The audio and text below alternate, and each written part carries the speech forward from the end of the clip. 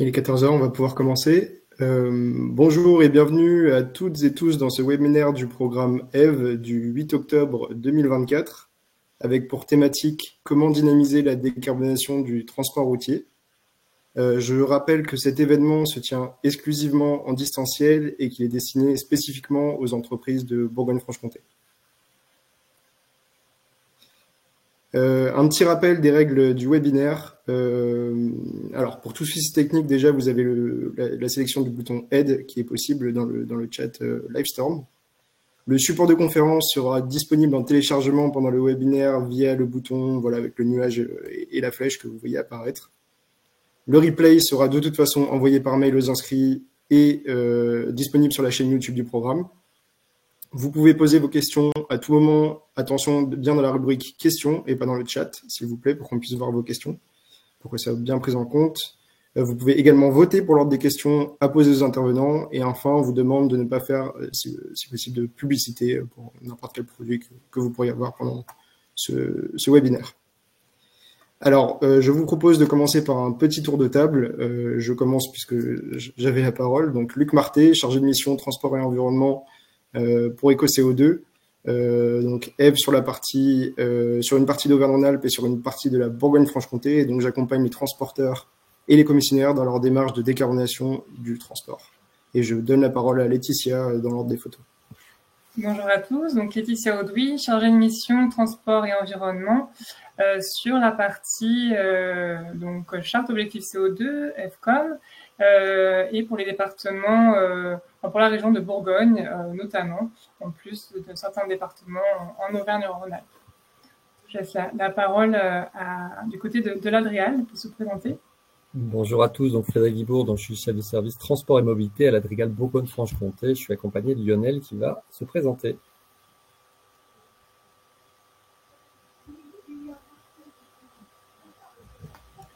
Lionel, on ne vous entend pas. Alors, votre micro est coupé. Bonjour à tous. Donc Lionel Perrette, chef du département régulation des transports à l'Adrial Bourgogne-Franche-Comté. Et pour l'Adrial en charge du suivi du programme EcoCO2, enfin EVE.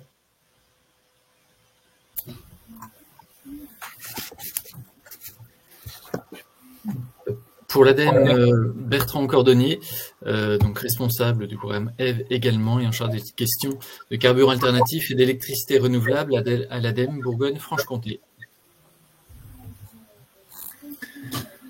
Bonjour à tous, Mickaël Chokia, responsable de parc autocar Girardot et chargé de projet Objectif CO2.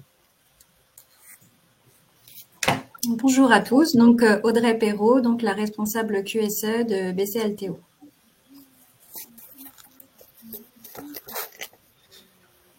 Merci pour ce tour de table. Alors, pour le sommaire, on va démarrer par un contexte réglementaire présenté donc par l'Adréal. Avec Laetitia, donc côté EcoCO2, nous présenterons le programme EVE et nous en ferons un bilan sur la Bourgogne-Franche-Comté. L'ADEME vous présentera les aides existantes. Nous aurons la chance d'avoir 2 témoignages d'entreprise, donc BCLTO et Autocar Girardot.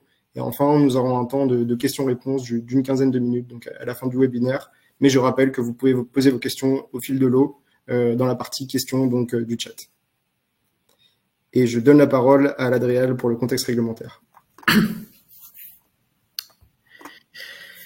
Alors sur ce sujet, comment dynamiser la décarbonation du transport routier, moi je vais me focaliser principalement sur les enjeux et sur ce contexte réglementaire. Les enjeux qui sont de nature, d'une part la décarbonation, et un certain nombre de diapositives traiteront de ce sujet, et quelques mots également, bien entendu, sur la pollution urbaine, notamment en lien avec les zones à faible émission. Alors si on débute sur la décarbonation, il me semblait utile de faire quelques rappels, on va dire techniques sur l'effet de serre, le réchauffement climatique, en particulier sur qu'est-ce qui va perturber le phénomène naturel dit d'effet de serre. Alors en quelques mots, qu'est-ce que c'est que l'effet de serre? Il faut savoir que la Terre reçoit en permanence de l'énergie du Soleil. et la surface terrestre se réchauffe en absorbant une partie de cette énergie. Elle se réchauffe et ensuite elle restitue une partie de cette chaleur sous forme de rayonnements infrarouges, lesquels rayonnements sont absorbés par certains gaz de l'atmosphère, tels que la vapeur d'eau, qui est l'un des constituants essentiels de l'atmosphère, le CO2, dont on parlera tout à l'heure. Et puis, après avoir absorbé ce rayonnement infrarouge, une partie de ce rayonnement est réémis vers la surface de la Terre, ce qui contribue à réchauffer cette surface, encore une fois, à la réchauffer de manière naturelle, et c'est l'effet de serre. L'effet de serre, c'est précisément le phénomène qui permet à la surface de la Terre d'avoir une température, on va dire, compatible avec notre existence et plus globalement l'existence de la vie. Alors, la situation se complique un petit peu lorsque les gaz qui sont présents dans cette atmosphère varient en concentration. Puisque une variation en concentration de ces gaz dans l'atmosphère va avoir pour effet de perturber cet effet de serre naturel. Et plus globalement, cette perturbation se caractérise par un renforcement de cet effet de serre. Depuis maintenant le début de l'ère industrielle, l'humanité a eu un recours massif et croissant aux énergies fossiles, le charbon, le pétrole, le gaz. Ces différentes énergies fossiles, lorsqu'on les fait brûler, émettent dans l'atmosphère du dioxyde de carbone, lequel est un gaz à effet de serre qui va venir s'accumuler dans l'atmosphère. Les perturbations que l'on peut observer aujourd'hui et qui sont, j'ai envie de dire, et qui s'installent dans la durée, dont la nature et l'origine ne sont plus contestées aujourd'hui. Donc ce dérèglement climatique, voilà, est la conséquence de la hausse des températures moyennes à la surface de la Terre. Alors on a là quelques illustrations des conséquences des dérèglements climatiques, qu'il s'agisse de la fonte de glaciers ou encore de la hausse du niveau des mers. Alors cette concentration en CO2 dans l'atmosphère, elle n'a fait qu'augmenter. Et si on prend une courte période de 84 à 2019, on voit que cette croissance est continue, qu'elle est établie, qu'elle est installée, avec en 2019 une concentration qui approche les 420 particules par million dans l'atmosphère. Et ces 420 sont à rapprocher des 450 parties par million, qui est la limite de concentration à ne pas franchir à l'horizon 2100 pour respecter les engagements de Paris, à savoir limiter la température à 2 degrés tout au plus. On voit que la pente telle qu'elle se profile aujourd'hui, voilà, nous incite à un certain pessimisme si rien n'est fait pour atteindre cet objectif. En termes de conséquences, voilà, dont j'ai pu dire tout à l'heure que ces conséquences sont aujourd'hui admises par tous. On a par exemple l'élévation moyenne du niveau des mers du globe, voilà, et qui, de manière continue, comme la présence de CO2 dans l'atmosphère, témoigne d'un phénomène, voilà, en cours, ancré et voilà, et dynamique. Alors, les émissions de gaz à effet de serre, on a pu le dire, sont liées principalement à la combustion d'énergies fossiles, lesquelles énergies sont utilisées dans tous les secteurs, l'habitat, l'industrie, l'agriculture et bien entendu dans le secteur des transports. Le secteur des transports représente au niveau national 30% des émissions de gaz à effet de serre. Et sur ces 30%, il y en a à peu près 13% qui dépendent directement du transport de marchandises et de voyageurs. Ce secteur des transports, à la différence des autres secteurs que sont l'habitat, l'industrie ou l'agriculture, a une particularité. C'est qu'il dépend exclusivement des énergies fossiles. On est quasiment sur du tout pétrole dans le secteur des transports. Réduire les émissions de gaz à effet de serre liées au secteur des transports implique donc une transformation importante et en profondeur de ce secteur et de la manière dont il est organisé aujourd'hui et dépendant de ces énergies fossiles. Donc on est sur du tout pétrole et on voit par ailleurs que les émissions de gaz à effet de serre liées au secteur des transports ne sont pas descendantes. et atteindre l'objectif que s'est fixé la France, à savoir de réduire de 40% ses émissions de gaz à effet de serre entre 90 et 2030 pour atteindre une neutralité carbone en 2050, eh bien, on n'en prend pas franchement la direction aujourd'hui parce que voilà, on est sur une situation relativement stable. Alors le contexte réglementaire relatif à cette décarbonation, il se base en premier lieu sur des objectifs communautaires, à savoir atteindre la neutralité carbone à l'horizon 2050, avec une réduction de 50% des émissions de gaz à effet de serre d'ici 2030 par rapport aux émissions de 1990. Donc la France, dans sa réglementation et en particulier dans sa stratégie nationale bas carbone, reprend cet objectif de neutralité climatique, en tout cas de neutralité carbone à l'horizon 2050. Et s'agissant du secteur des transports en particulier, dont on a pu voir qu'en France, il représente une part importante des émissions de gaz à effet de serre, la France se fixe pour objectif de réduire de 28% ses émissions de gaz à effet de serre à l'horizon 2030. Alors, au-delà de cet objectif en termes d'émissions, on aura tous en tête cet objectif à l'horizon 2035, que toutes les voitures, les camionnettes neuves, ainsi que tous les nouveaux autobus urbains soient à émissions nulles. Voilà. Alors si maintenant on s'intéresse à la manière dont a évolué les émissions de gaz à effet de serre du secteur des transports et sur l'inflexion qu'il devrait suivre afin d'atteindre cet objectif de neutralité ou du moins de quasi zéro émission à 2050, on se rend compte que depuis les années 2000, on a eu une légère baisse, mais que l'intensité de cette baisse n'est pas à la hauteur des efforts attendus pour atteindre cet objectif. À savoir que le rythme annuel devrait être multiplié par un facteur d'au moins 3 pour réussir à tenir cet objectif de baisse dans la durée jusqu'à atteindre un niveau proche de zéro des émissions de CO2 dans le secteur des transports. Donc la baisse amorcée devra être répétée, intensifiée pour rester sur cette trajectoire. Alors, comment réduire les émissions de gaz à effet de serre dans le secteur des transports? Alors, on peut jouer tout à la fois sur la sobriété et par ailleurs sur les aspects technologiques. La sobriété, à savoir jouer sur la demande de transport, reporter l'offre de transport sur des modalités moins émettrices de gaz à effet de serre, veiller au bon remplissage des véhicules. Et enfin, d'un point de vue technique, travailler sur la consommation. Alors, ce sont des aspects tout à la fois liés au comportement, mais également aux technologies employées. Et enfin, jouer sur l'intensité carbone de l'énergie utilisée pour faire avancer le véhicule en se tournant vers des sources d'énergie ou des vecteurs d'énergie dont l'intensité carbone soit la plus basse possible.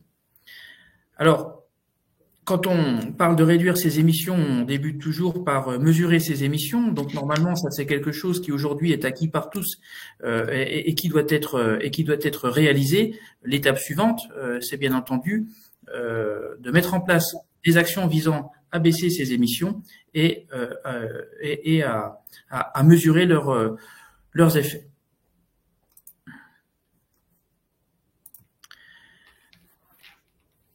S'agissant toujours du contexte réglementaire, il est utile de rappeler que dès à présent, toute personne publique ou privée qui commercialise ou qui organise une prestation de transport doit transmettre à son bénéficiaire la quantité de gaz à effet de serre générée dans le cadre de cette prestation.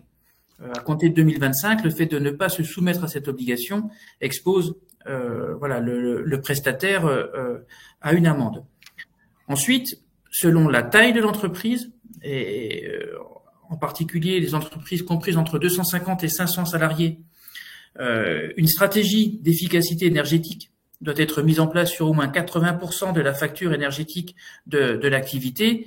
Et pour les entreprises encore plus grandes, c'est-à-dire au-delà de 500 salariés, un bilan de gaz à effet de serre doit être réalisé. Et ce, tous les 3 ans. De la même manière, des sanctions sont prévues pour celles des entreprises qui ne ne joueraient pas le jeu de cet audit énergétique ou du bilan de gaz à effet de serre émis auquel elles sont soumises. S'agissant à présent de la responsabilité sociétale des entreprises, la déclaration de performance extra-financière a pris un nouveau visage.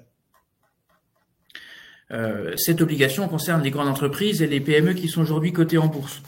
L'objectif de cette directive, donc la directive dite DPEF, est d'encourager le développement durable des entreprises et d'identifier celles qui sont disciplinées et éventuellement de pointer du doigt celles qui le seraient moins. Il faut savoir que la performance sociétale et environnementale, puisque c'est ce dont on parle aujourd'hui, les financeurs, les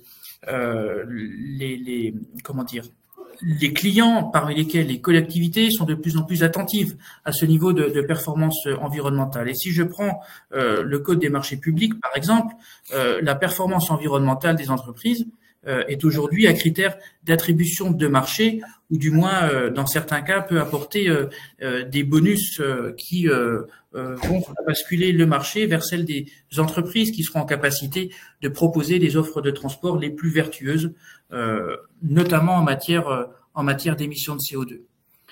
L'application de cette directive, elle se fait en 3 temps, entre 2024 et 2026, pour aller des entreprises les plus grosses jusqu'aux entreprises, à compter de 2026, les plus petites parmi celles qui sont concernées, qui sont en l'occurrence les PME cotées en bourse. Pour savoir à quelle obligation vous êtes soumis en matière de RSE, je vous invite à aller sur ce site, portail-RSE, pour savoir ce à quoi vous devez répondre. L'autre sujet, après avoir parlé de décarbonation, c'est celui de la pollution urbaine, et en particulier le déploiement des zones à faible émission. Ces zones à faible émission, elles ont été mises en place pour contraindre les collectivités à répondre aux exigences de qualité de l'air en ville. Son principe est de limiter la circulation des véhicules, de limiter en tout cas les véhicules les plus polluants dans un périmètre défini et selon des plages horaires déterminées. Il faut savoir que chaque collectivité qui rentre dans ce dispositif peut définir le rythme auquel les exclusions de certaines catégories de véhicules va se faire. Donc on distingue les territoires ZFE tels que Paris et Lyon des territoires en vigilance pour lesquels il y a, à compter du 1er janvier 2025, une obligation de mise en place de ZFE.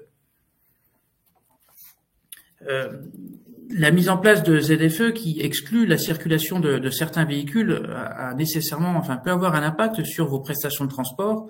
Et à ce sujet, je vous invite à vous référer au site internet zfe.green qui vous permet de savoir, selon les villes traversées, quelles sont les restrictions de circulation qui sont applicables et qu'il convient de respecter. Voilà, j'en aurais terminé avec cette première partie relative au contexte réglementaire. Je vous remercie. Bien, merci beaucoup pour cette première partie réglementaire, effectivement assez dense. Nous allons maintenant vous présenter le programme EVE, donc EVE pour engagement volontaire pour l'environnement. Et finalement, comment est-ce que l'engagement dans ce programme peut vous aider à répondre à vos obligations, à valoriser vos actions et également à participer activement à la stratégie nationale de décarbonation du transport. Un petit mot en préambule sur la présentation d'EcoCO2. Donc EcoCO2 est une entreprise de conseil en RSE qui a été créée en 2009. Et nous accompagnons les entreprises et également les collectivités dans la transformation de leurs pratiques environnementales, sociales et de gouvernance, avec pour mission de construire un nouveau modèle performant et responsable. Donc, par exemple, sur le programme EVE, spécifiquement sur les thématiques du transport et de la logistique, nous comptabilisons plus de 3200 entreprises qui sont ou ont été accompagnées dans la réduction des gaz à effet de serre. Pour revenir sur le programme EVE, donc le programme accompagne les entreprises qui sont volontaires pour agir sur l'impact énergétique et environnemental de leurs activités logistiques et du transport routier. Ce programme est né dans le cadre des programmes des certificats d'économie d'énergie, ce qu'on appelle les C2E. Donc vous voyez les financeurs à droite de votre écran. Et c'est la raison pour laquelle l'ensemble du dispositif est gratuit, il est pris en charge, donc c'est-à-dire votre engagement et également notre accompagnement au quotidien au sein d'EcoCO2.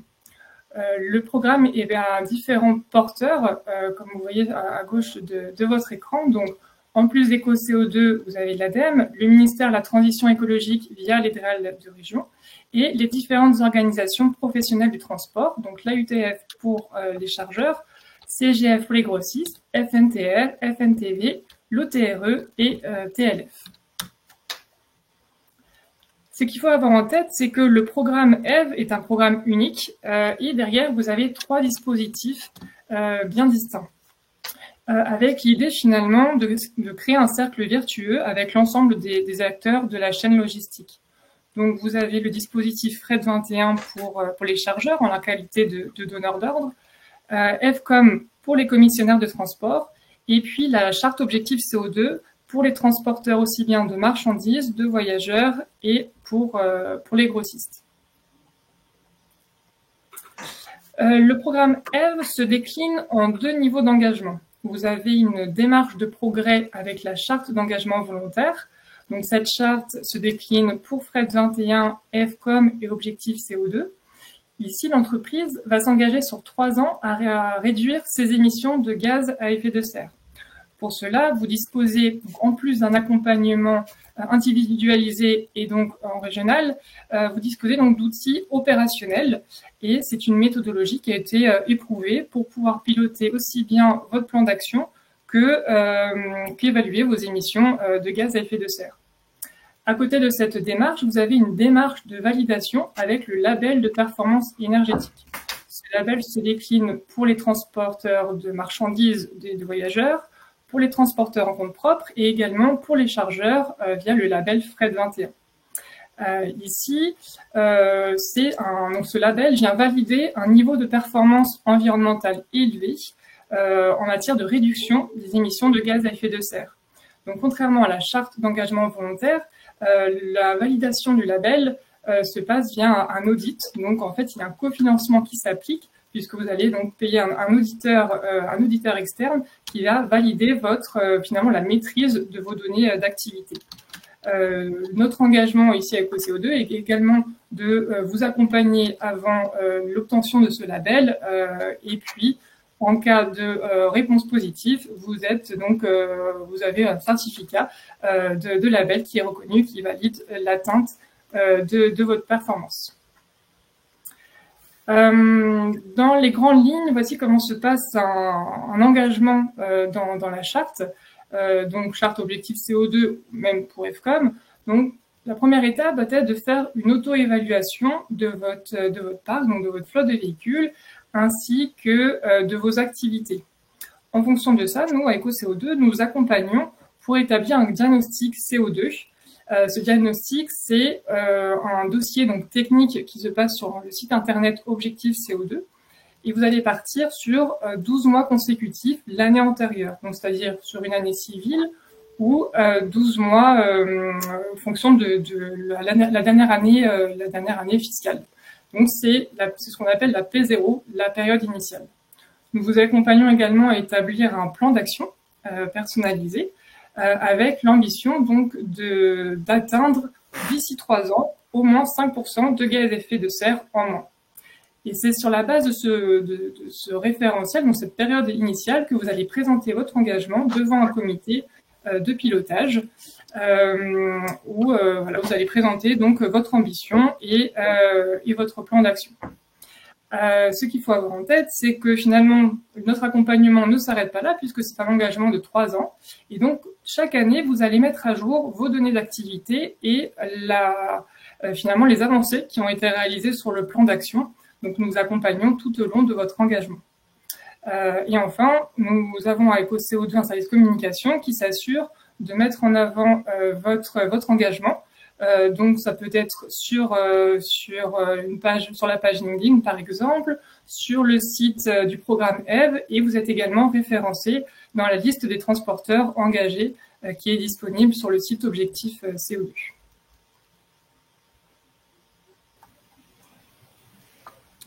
Alors, je prends la suite toujours sur le plan d'action. L'Adriel vous l'a présenté, hein, dans le transport, c'est 95% des émissions qui proviennent du carburant. Donc voilà, la majorité des gaz à effet de serre du transport viennent de la combustion des énergies fossiles, hein, très clairement, le pétrole, le fuel lourd et le gaz. 1 litre de gasoil, c'est 3,1 kg de CO2 équivalent par litre. Je ne sais pas si ça vous parle, cette unité, donc kilogramme CO2 équivalent, c'est voilà, en référence justement à ce que peut être 1 litre de pétrole. On prend le CO2 comme unité équivalente, comprenant tous les gaz à effet de serre, mais particulièrement le CO2. Donc, par exemple, un transporteur consommant 1000 litres de diesel sur un an aura émis 3,1 tonnes de CO2 équivalentes. On a des actions dans l'objectif CO2 et dans FCOM, pour les commissionnaires, donc, comme dans FRED 21 d'ailleurs, d'abord de sobriété et d'efficacité dans un premier temps, qui vont permettre de réduire la quantité d'énergie nécessaire à la satisfaction du besoin, qui est donc de rouler, hein, et de transporter de la marchandise ou des voyageurs. Pour ça, on va agir sur le véhicule, sur le suivi des données, sur le conducteur, sur le suivi de l'organisation du transport. Donc, des exemples d'actions qu'on propose dans Objectif CO2, ça va être l'ajustement du parc à son usage, l'optimisation de la vitesse, du ralenti, la diminution de la résistance aérodynamique, l'optimisation de la gestion des pneumatiques, la mise en place de programmes éco-conduite, l'optimisation du chargement des véhicules et bien d'autres. Une fois qu'on a dit ça, on a mis en place des actions de sobriété et d'efficacité, il reste quand même, on l'a vu, la substitution des énergies fossiles et donc la décarbonation de l'énergie. Et là, pour ça, on va agir sur le carburant dans le but de substituer l'énergie fossile qui reste, même après des actions de diminution de l'énergie avec des actions de sobriété et d'efficacité. Donc, les exemples de substitution, évidemment, vous les connaissez sûrement, véhicules électriques, véhicules bio-GNV, HVO, B100 et j'en passe. Justement, sur ces énergies, on a aujourd'hui 4 grandes familles de carburants différents, d'énergies différentes dans le transport. En démarrant du plus proche du diesel, on a les biocarburants liquides, B100, HVO. Toujours dans les moteurs thermiques, nous avons le GNC, le gaz naturel pour véhicules, alors sous sa forme bio-GNC, et sous sa forme fossile, le GNC, et également sous sa forme liquide, le GNL. Et nous avons, côté rupture technologique, je dirais, des moteurs électriques, l'électrique avec batterie, qui arrivent donc de plus en plus, et puis l'hydrogène. Le tout, vous l'avez compris, c'est le défi majeur de sortir du pétrole d'ici 2050, alors qu'il représente aujourd'hui plus de 90% de l'énergie actuelle utilisée dans le transport. L'ensemble des carburants alternatifs décarbonés sont nécessaires à l'atteinte de neutralité carbone dans une logique de mix, toujours de mix, parce qu'on va trouver des carburants qui ont un usage différent et à des moments différents, évidemment en fonction de votre activité.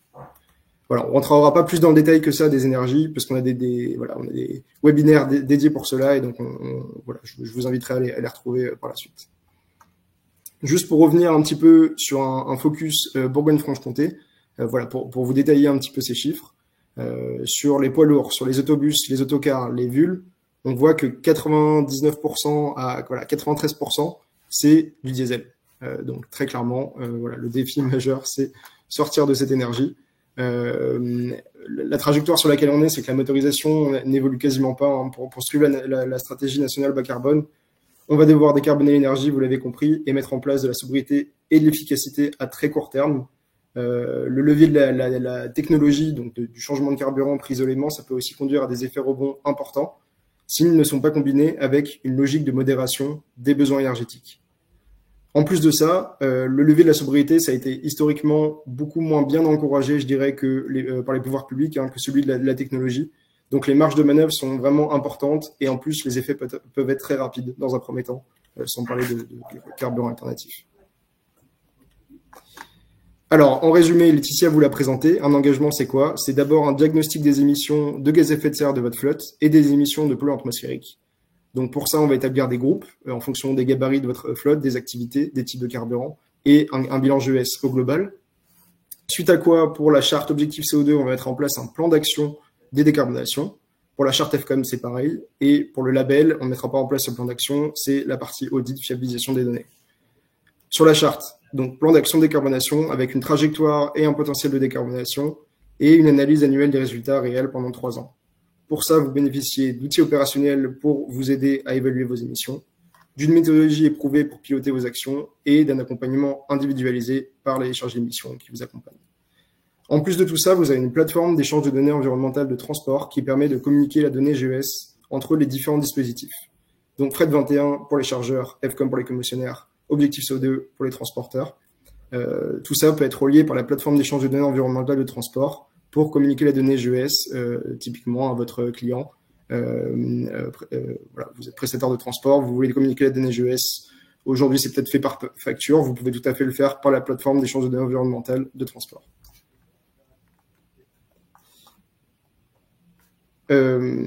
Alors, vous avez fait le lien avec la présentation de l'Adréal sur tout ce qu'on vient de dire, j'espère.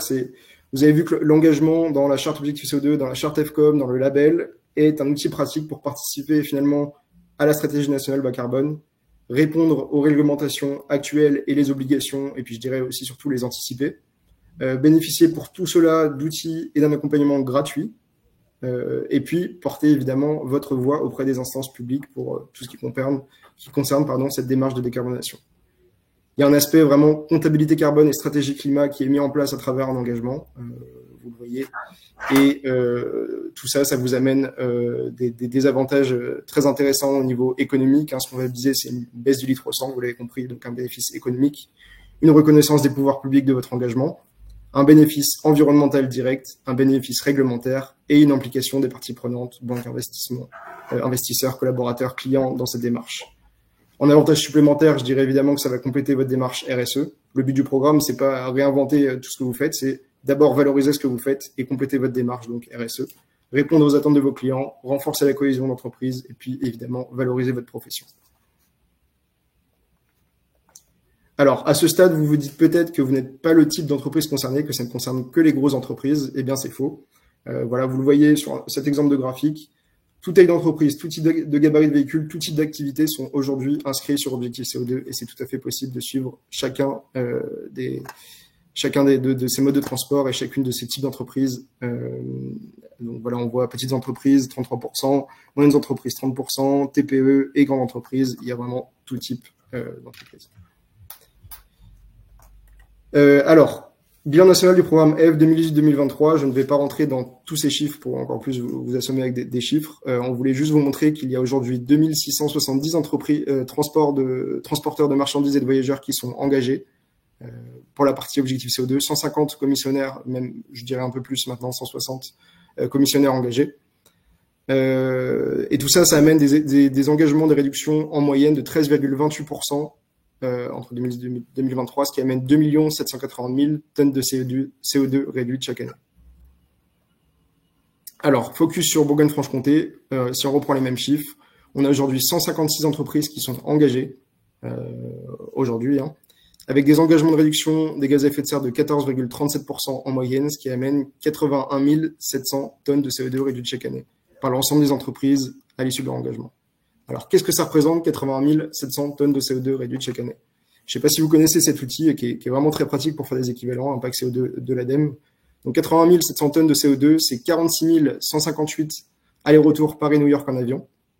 C'est aussi 375 millions à peu près de kilomètres en voiture thermique et c'est l'équivalent de la production de 951 000 smartphones tous les ans réduits donc, par l'engagement des transporteurs et des commissionnaires. Alors voilà, concrètement maintenant, comment s'engager dans la charte Objectif CO2? Le parcours, c'est le suivant. Vous êtes sensibilisé dans un premier temps par votre fédération, si vous en avez une, ou par une fédération professionnelle de votre choix, dont les contacts seront affichés à la fin de la présentation. Vous vous inscrivez au site Objectif CO2. L'Adréal va vérifier votre inscription au registre des transporteurs ou au registre des commissionnaires, donc. EcoCO2 vous accompagne pour vous représenter de façon globale les outils, le programme, vous aider à collecter vos données d'activité et mettre en place un plan d'action évidemment pertinent pour votre activité, pour vous décarboner. Le tout est présenté devant un comité de validation de la charte qui est composé des différents porteurs du programme et qui vous permet donc de vous engager pendant 3 ans sous réserve de mise à jour annuelle tous les ans de votre bilan GES et de l'avancée de votre plan d'action. Voilà, on vous remercie, c'est fini pour cette partie. On vous invite à nous contacter avec ces coordonnées. Donc sur la partie Bourgogne-Franche-Comté, c'est moi-même, et sur la partie Bourgogne, c'est Laetitia Audouy. Et je donne la parole à Bertrand Cornelier de l'ADEME. Oui, merci Luc. Alors moi, je vais faire une intervention assez rapide pour vous présenter rapidement les aides existantes. Pour commencer, un petit rappel sur l'ADEME. Donc, nous sommes l'agence de la transition écologique, un opérateur de l'État, établissement public à caractère industriel et commercial. Voilà, nous travaillons sur tout ce qui est transition écologique et énergétique dans pas mal de domaines, l'eau et la biodiversité mis à part, pour aider, pour faciliter, pour conseiller les différents acteurs, que ce soit les collectivités, les entreprises, dans leur mission de transition écologique. Donc on participe au programme EVE au niveau national pour organiser l'ensemble du programme. Alors, en région, c'est plutôt les conseillers EcoCO2 et l'Adréal qui mènent vraiment ce programme-là, mais on essaye d'être également présent. Sur mon intervention sur les aides, je vais être assez rapide et assez flou parce que, comme vous le savez, on est dans une période où les budgets au niveau national sont en train d'être définis. Donc finalement, voilà, on ne sait pas trop ce qui va être reconduit ou non et sous quelle forme pour l'année qui vient. Donc il faut plus le prendre comme dire, voilà, jusqu'à présent, qu'est-ce qui a été aidé, notamment par l'État et par l'ADEME sur la décarbonation du transport, pour s'inspirer, mais je dirais que c'est presque un vrai exemple de dire il faut vous engager plutôt dans le programme EVE pour avoir un plan d'action structuré, et les aides, comme vous le savez bien, elles viennent. Et puis, s'il y a une bonne opportunité, voilà, tant mieux, vous bénéficierez de ces aides-là pour changer de carburant. Mais avant tout, c'est vraiment votre plan d'action, le bilan que vous allez en faire, la réduction que vous allez pouvoir faire, comme l'a dit Luc, par la sobriété, par la réduction. Ça, c'est des actions qui sont sûres, qui vont vous coûter assez peu cher finalement et qui vont faire des économies. Donc, dans un second temps, ensuite, on réfléchit à comment changer le carburant, quel carburant, en fonction de son usage. Et là, on regarde s'il y a des aides à ce moment-là. Donc voilà, mon propos est vraiment là-dessus. Mais pour les détailler, alors vous savez que l'aide de l'État va principalement sur les aides à l'électrification directe batterie ou hydrogène jusqu'à présent. Donc avec des primes à la conversion et des bonus écologiques pour les véhicules légers principalement. D'autres bénéfices sont possibles pour les entreprises, des incitations fiscales ou des amortissements. Un programme aussi sous la même forme des programmes C2E pour financer les bornes de recharge. Donc c'est le programme Advenir. Donc je vous ai mis pareil les liens et le lien sur ce programme-là pour voir si vous êtes éligible et avec quelle modalité. Mais voilà, des aides sont aussi possibles pour installer des bornes de recharge, des véhicules légers toujours et utilitaires dans vos entreprises. J'ai mis une petite ligne sur l'hydrogène. Aujourd'hui, seules les études de projet bénéficient d'une aide de l'ADEME ou du conseil régional. Les aides à l'investissement sont en attente de reconduction éventuelle pour les années qui viennent. Mais voilà, l'hydrogène est un carburant quand même assez nouveau, donc faut plutôt se faire la main déjà, voir ce qui se fait aujourd'hui, les premiers écosystèmes qui sont mis en place, voir comment ça fonctionne, et on verra demain pour diffuser encore plus largement cette technologie, mais qui a évidemment des avantages, des inconvénients aussi, mais des avantages d'autonomie, notamment par rapport aux véhicules batterie. Et pour finir, un appel à projet donc qui s'est clôturé tout récemment sur les véhicules lourds électriques. Je ne vais pas vous lire toute la diapositive, mais vous avez le lien aussi qui est toujours actif, ce qui vous permet de voir si cet appel à projet est reconduit l'année prochaine, voilà, quels sont un peu les critères d'aide et pour quel type de véhicule. Donc c'est ça qui peut être intéressant si vous avez des projets d'électrification pour certains de vos véhicules. Vous pouvez vous référer un peu au cahier des charges de cet appel à projet. Voilà, pour voir un peu quels sont les critères qui sont mis en place quand il y a des aides. Et puis, voilà, c'est l'avantage aussi d'être dans le programme EVE. On pourra vous donner l'info rapidement s'il y a des reconductions de ces appels à projets, notamment pour l'électrification des véhicules. Voilà, j'en ai fini de mon côté sur ma présentation. Merci Bertrand pour cette présentation et nous avons la chance aujourd'hui d'avoir donc 2 témoignages d'entreprise. BC Alteo présenté par Audrey Perrault et Cédric Laquet et Girardeau Autocar présenté par Michael Chokia qui vont intervenir chacun à leur tour et on commence par BC Alteo.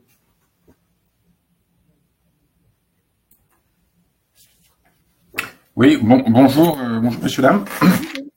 Cédric Laquet, je suis le gérant de BC Alteo. BC Alteo qui regroupe 4 sociétés de transport, 4 TPE PME du transport. En l'occurrence BC Express Surdel, Transport du Chastelet au syndicat dans les Vosges, Transport Cordy à Sainte-Marie dans le Doubs, ainsi que donc dernièrement Transport Vécatel à Montigny.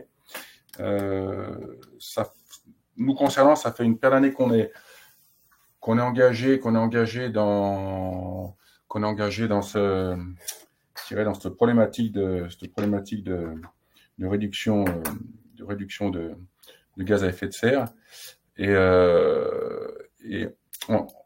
je dirais le problème actuel c'est un plus, mais on n'a jamais attendu là-dessus en fait pour faire quoi que ce soit. C'est la citoyenneté, je dirais, la citoyenneté tout simplement intelligente.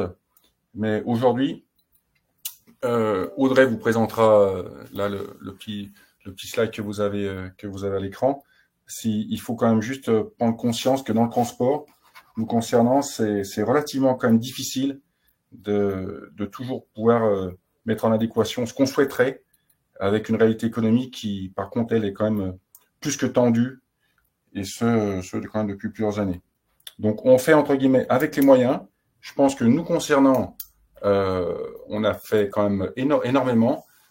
Est-ce que ce sera suffisant pour avoir également le retour, je dirais un petit peu au niveau des chargeurs et autres? On n'est pas toujours quand même, je suis pas toujours convaincu on le fait même pas pour un retour, parce qu'honnêtement le retour dans les relations commerciales, souvent j'ai vraiment l'impression que ça passe au second rang. Au second rang, le fait d'essayer d'être vertueux. C'est mon avis. Et puis il faut pas également oublier qu'on a quand même, on est dans une sphère économique sur laquelle on joue pas avec les mêmes armes avec d'autres pays européens. Donc ça fait quand même beaucoup de choses pour des petites entreprises telles que les nôtres. Voilà, j'ai fini mon intervention et je laisse la place à Audrey pour vous présenter un peu le slide. Merci. Donc Audrey Perrault, donc la responsable qualité, sécurité, environnement donc de BC Alteo. Donc comme l'a dit précédemment donc Monsieur Laquet, donc BC Alteo, c'est aujourd'hui 4 sociétés de transport routier de marchandises et logistique qui comprend 205 collaborateurs dont 150 conducteurs. Environ donc 160 moteurs et 32 000 mètres carrés de surface logistique. Nous sommes à même de répondre à toutes les demandes, que ce soit en transport régional, national, international, en lot complet, lot partiel, en express. Aujourd'hui, c'est vrai que, comme on l'a dit précédemment, la transition énergétique est au centre des préoccupations et encore plus dans le secteur donc du transport, qui doit se diriger vers justement une décarbonisation importante et tendre vers la neutralité carbone d'ici donc 2050. Donc, s'engager dans cette charte nous a permis de mettre en place progressivement des actions et changer nos pratiques pour réduire nos émissions et également mesurer l'efficacité et le gain économique de leur mise en place. Ça a facilité aussi donc la communication avec nos parties donc du coup intéressées, comme nos collaborateurs, nos clients, nos banques justement, qui demandent eux aussi de plus en plus des preuves de nos engagements en fait en faveur de l'environnement. Nous avons décidé aujourd'hui donc de vous présenter en fait le dossier Objectif CO2, notamment de Vécatel. Pour ce 4e engagement, nous sommes engagés justement à réaliser 5 actions. Celle indiquée en fait sur le slide en noir, celle en gris, c'est celle qu'on a déjà en fait réalisée, et celle en fait en orange, c'est celle à venir. À la fin de cet engagement, nous avons pu observer avoir réduit de 22% notre tonne CO2, ce qui n'est pas négligeable. On ne peut pas donc développer toutes les actions qu'on a mis en place. Donc, j'ai décidé de vous en présenter 2 essentiellement. Donc, notamment par rapport à la transition énergétique, nous sommes orientés en fait vers un développement de mix énergétique de notre flotte. On a commencé en fait par s'équiper de 2 tracteurs gaz. Et fin 2021, on a mis en place une cuve donc B100, donc c'est un carburant donc à base de colza, en partenariat avec Oleosan.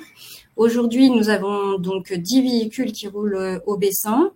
Dans ces 10 véhicules, en fait, on peut observer 3 types de véhicules. On a pris en fait des Euro 5, donc qu'on a reconvertis en B100.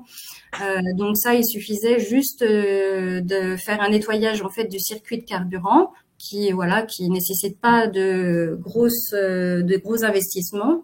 On a aussi reconverti en fait des Euro 6 justement en Oléo. Là, c'est un petit peu plus conséquent au niveau investissement, mais ça reste quand même pas conséquent. Donc en fait, on a dû changer du coup le calculateur moteur et puis le FAP. Et dans le renouvellement de notre flotte, on a aussi acheté des véhicules neufs. Donc plutôt en fait, nous c'est des flexibles, donc c'est-à-dire qu'ils peuvent aussi bien rouler en B100 qu'en gasoil. Donc on a pris cette solution-là pour l'instant, mais il faut savoir qu'il existe aussi des véhicules aussi exclusifs B100. L'utilisation du coup du B100 en fait revient globalement à 5% plus cher qu'un véhicule en fait classique au gasoil par rapport à la surconsommation et par rapport à la maintenance qui est beaucoup plus fréquente. En fait, la vidange, elle se fait environ tous les 75 000 km au lieu de 100 000 km pour un gasoil. Par contre, il y a des avantages énormes car elle permet donc le B100 permet de réduire de 60% les émissions de CO2 et jusqu'à 80% les émissions des particules. Et il faut savoir qu'il est biodégradable, donc considéré comme non dangereux, et il n'est pas soumis en fait à l'ICPE. Donc c'est quand même des gros avantages aussi pour le mettre en place. Grâce à cette action, en fait, notre entreprise a réalisé une économie de 220 tonnes de CO2 en 2023. Pour continuer donc dans ces avancées de mix énergétique, donc cette année, nous avons en fait déposé des dossiers, 3 dossiers donc auprès de l'ADEME justement pour obtenir 3 tracteurs électriques. Donc nous venons en fait d'avoir donc les résultats positifs par rapport à ce dépôt de dossier et donc normalement d'ici l'année prochaine on devrait recevoir donc les 3 tracteurs gaz électriques et là en fait on annonce bien sûr une réduction de 88% des émissions de CO2. Pour la deuxième action que je voulais vous présenter, c'est la mise en place de la conduite de toute notre flotte. En effet, nous avons décidé de signer un partenariat avec l'entreprise CGI qui nous permet de suivre au quotidien en fait la qualité de conduite de nos conducteurs. CGI, via de nombreux critères de conduite, évalue la qualité de conduite sur une note de 100. Et ceci nous permet de sélectionner en fait les conducteurs ayant des progrès à réaliser et de les mettre en accompagnement en fait afin de les coacher pour obtenir une meilleure note et ainsi en fait avoir une conduite plus anticipatrice, moins accidentogène et moins consommatrice. Donc en fait on note réellement des gros bénéfices en fait en termes de consommation et donc en termes de réduction d'émissions de CO2 via cette action. Voilà ce que je voulais vous présenter. Je ne sais pas si c'était clair. C'était très clair, merci. Donc, on va passer à l'entreprise Girardeau pour son témoignage. Bonjour à tous. Donc, Michael Choquier, Autocar Girardeau. Donc, nous sommes une entreprise de transport de voyageurs implantée en Saône-et-Loire, en Côte-d'Or.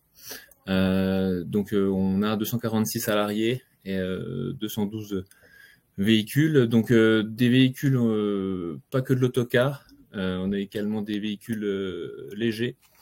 En proportion 40% de véhicules légers, pour du transport adapté. Donc, ce sont ces véhicules qui sont dans la charte objectif CO2.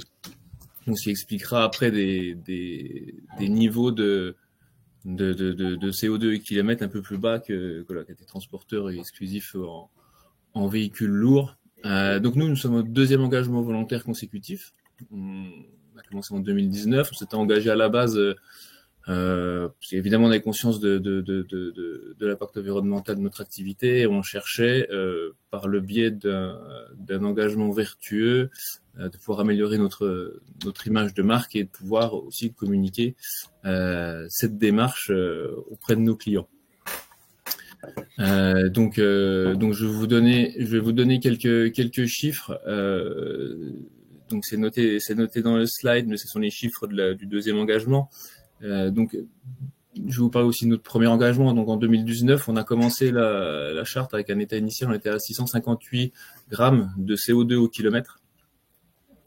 Et aujourd'hui, on a pour objectif, à la fin de notre deuxième charte, on a un objectif à 416 grammes de CO2 au kilomètre. Donc une réduction importante. Pareil pour les grammes de CO2 par voyageur au kilomètre. On était en 2019 à 42,6 grammes.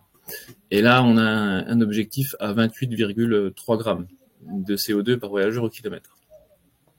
Donc ces baisses d'émissions polluantes, on les a obtenues évidemment par la mise en application des plans d'action proposés par le programme Objectif CO2. On a un large panel de plans d'action dans lesquels on peut choisir les plans d'action qui nous conviennent le mieux, dans lesquels on se sent capable de réaliser. Donc il y a des plans d'action plus ou moins efficaces, plus ou moins onéreux à mettre en place. Mais voilà, globalement, tout le monde peut trouver des plans d'action qui correspondent à leur entreprise. Et vous l'avez dit auparavant, mais en plus de cela, il y a une colonne vertébrale qui est le dossier en ligne, dossier qu'on doit mettre à jour annuellement de façon déclarative. Mais c'est un dossier qui permet de structurer la démarche. C'est une ligne conductrice. Et ça permet aux entreprises de ne pas s'y perdre, parce que quand on souhaite dans un premier temps s'engager dans une démarche comme ça, on ne sait pas bien par où commencer, et le fait d'avoir la démarche objectif CO2 et les dossiers vraiment bien faits et qui permettent vraiment un suivi, ça facilite largement les entreprises pour pouvoir s'inscrire dans cette démarche. Alors je vais vous détailler les plans d'action de notre deuxième charte. On a décidé dans l'axe véhicule d'accélérer la modernisation de notre flotte. C'est-à-dire qu'on avait encore des véhicules normes Euro 4 qu'on a souhaité remplacer par du véhicule neuf. Donc on avait sur 3 ans l'ambition de remplacer 21 véhicules par du véhicule neuf. Donc je vous ferai ensuite le point sur les gains de conso qu'on a obtenus avec ces axes et ces plans d'action, mais je vais continuer à dérouler les axes pour l'instant. Ensuite on a l'axe carburant où là on avait plusieurs actions. Motorisation électrique et hybride, on avait un objectif d'acquérir 15 véhicules légers hybrides. Bon, comme quoi tout ne se passe toujours pas comme prévu.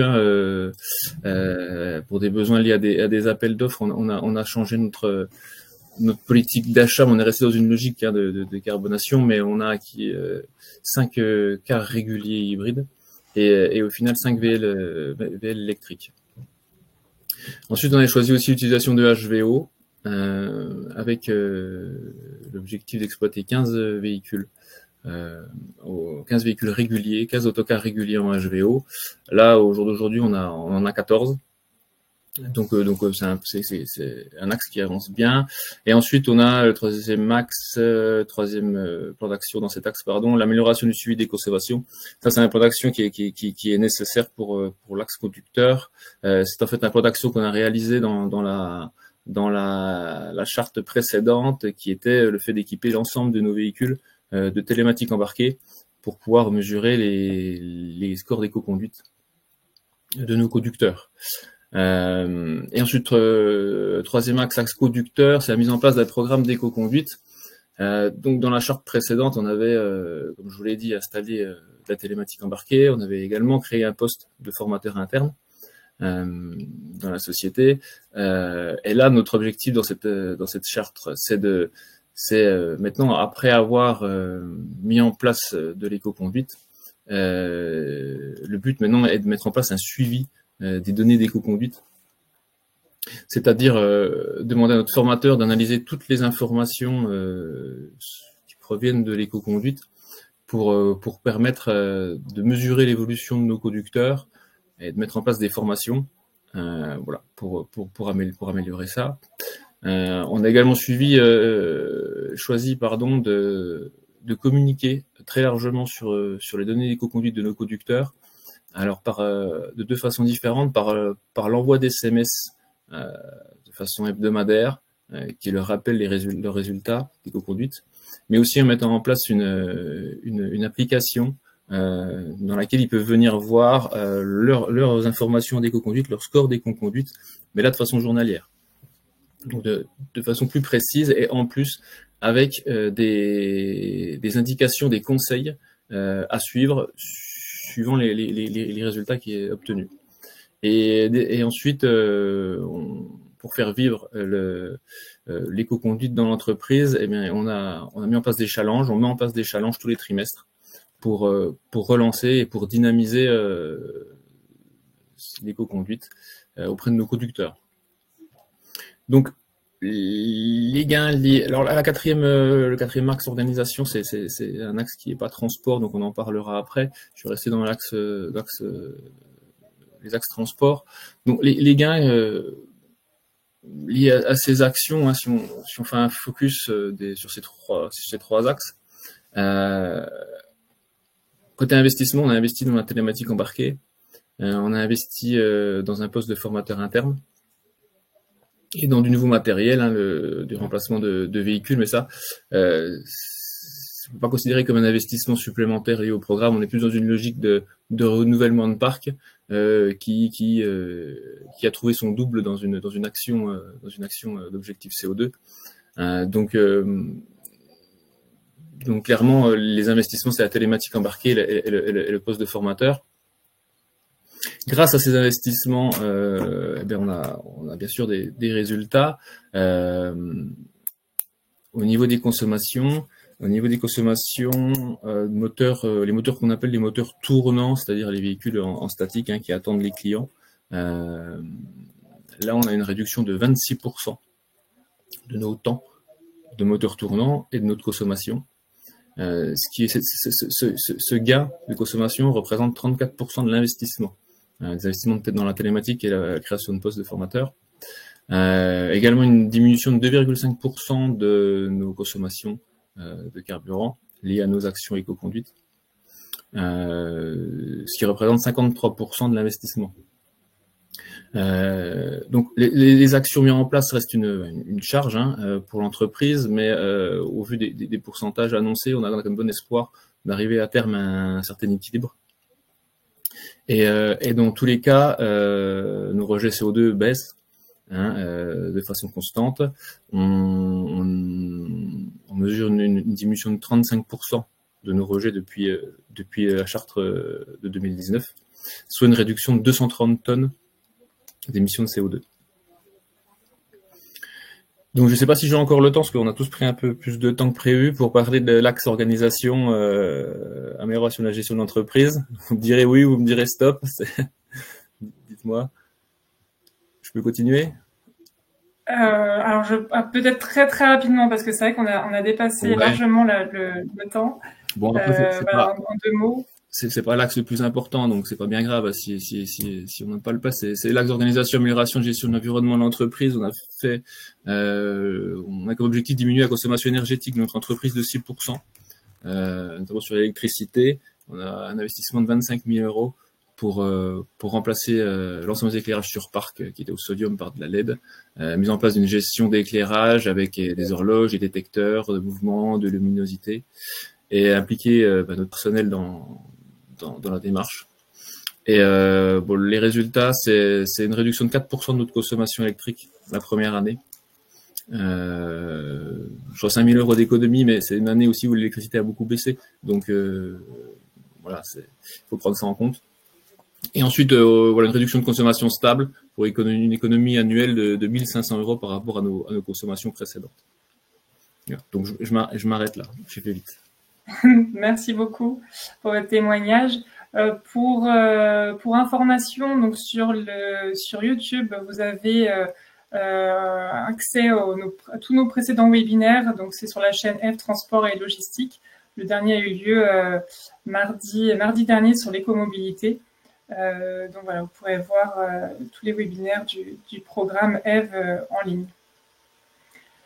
On va conclure donc sur les questions-réponses. Donc pour répondre à la question sur le GNC, GNL, est-ce que il était vrai qu'ils sont plus émetteurs de CO2 équivalent que le diesel s'ils ne sont pas bio?